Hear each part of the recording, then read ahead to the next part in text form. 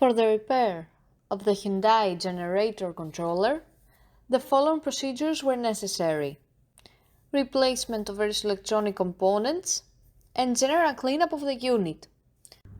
For testing, we add a 24-volt DC power supply, an oscillograph, and a custom communication simulator.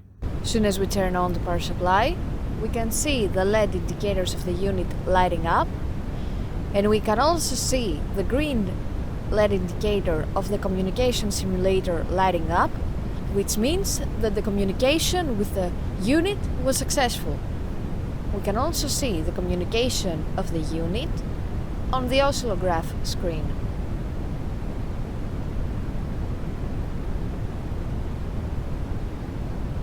No further testing is possible due to lack of additional units.